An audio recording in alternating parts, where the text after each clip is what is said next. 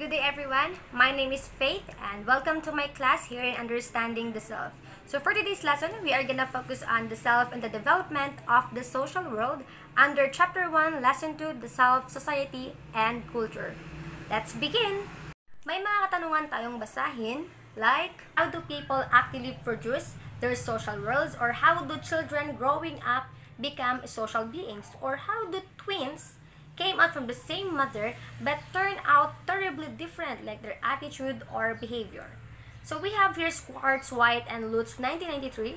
So according to them, it indicated that men and women in their growth and development engage actively in the shaping of the self. The unending terrain of metamorphosis of the self is mediated by language. So language, as both a publicly shared and privately utilized symbol, system, is the site where the individual and the social make and remake each other. So let's proceed now to Mead and Vygotsky. So for Mead and Vygotsky, the way that human persons develop is with the use of language acquisition and interaction with others. The way that we process information is normally a form of internal dialogue in our head.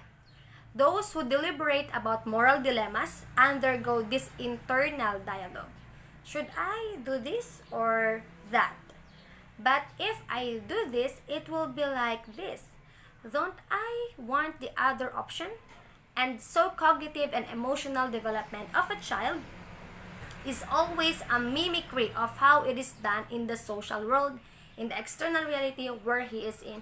So for example, kung ano yung nakita mo in your environment, yun yung susundin mo. So what is right in your society, yun yung alam mong right. Because yan yung lens mo, yan yung social lens mo sa inyong lugar o sa inyong society where you belong today.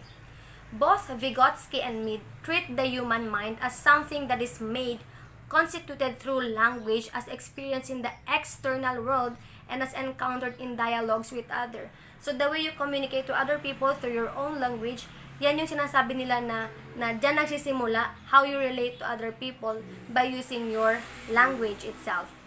So a young child internalizes values, norms, practices, and social beliefs, and more through exposure to these dialogues that will eventually become part of this or his individual world. So for Mead, this takes a place of a child assumes the other, okay, through language and role play. So a child conceptualizes his notion of self through his or through this.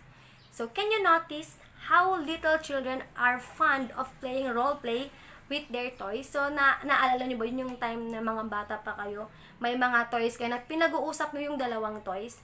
So dito nagsa-start yung sinasabi nila ditong dialogue, okay, or language, na kung saan tayo nagsimula, okay, na nagkaroon ng dialogue or how we learn to relate to others.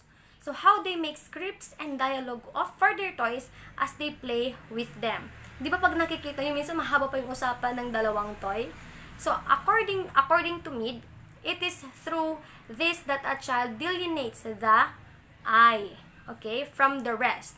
So Vygotsky, for his part, a child internalizes from the rest or from real life dialogues that he has had with others.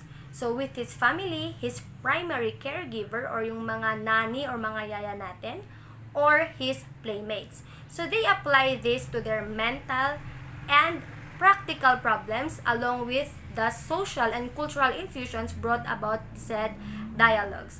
So can you notice how children eventually become what they watch? So for example, kapag may pinapanood silang Peppa Pig, ayan, more likely yung mga bata ngayon, they speak English, ayan, di ba? So ang gagaling nilang magsalita ng English, may mga accent pa. Can I have the water? Ganun pa sila. Kasi nga, na-adapt nila even the accent or even the action sa kanilang mga pinapanood. Okay? So, how children can easily adapt ways of cartoon characters they are exposed to. Ayan, so katulad sa atin kasi before, Mr. Bean tayo, Tom and Jerry, ayan, yun yung mga na-adapt din natin before.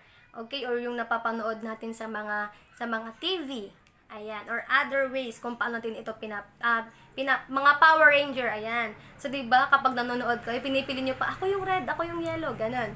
So, kung nakikita natin how we imitate, okay? How we imitate that person or yung pinapanood natin.